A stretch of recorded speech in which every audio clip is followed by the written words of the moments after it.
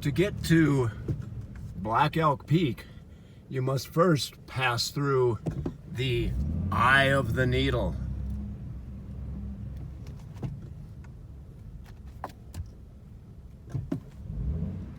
The Needles Highway takes you to beautiful Sylvan Lake. Now I just look for trailhead number 9 to start hiking Black Elk Peak.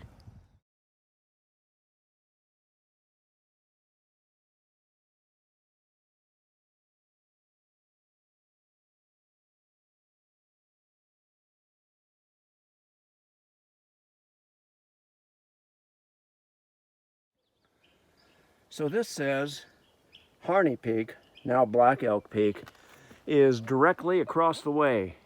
I think if you look through that little V, you can see that high point, and that is Black Elk Peak. That looks like a long way to hike. According to my information, the Black Elk Peak trailhead number 9 is located in the northwest corner of the parking lot just beyond Sylvan Lake. From there, the hike is very straightforward until you reach the Black Elk Wilderness.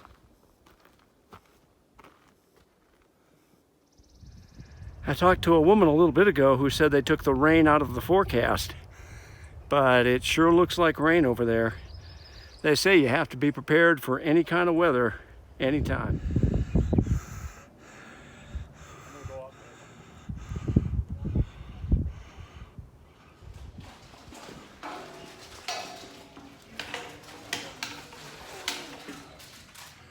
3.5 miles up here, elevation gain 5,166 feet, but I made it to the top of Black Elk Peak. High atop Black Elk Peak.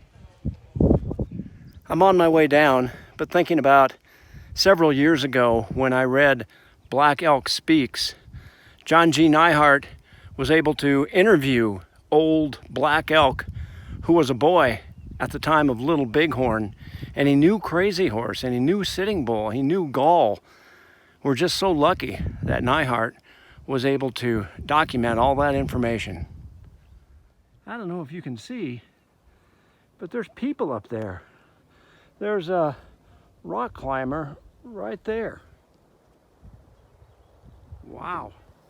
I would be a little scared to be up there. Heading back from Black Elk Peak, and there's mountain goats up here at the Eye of the Needle Tunnel. Oh, they have a little baby with them.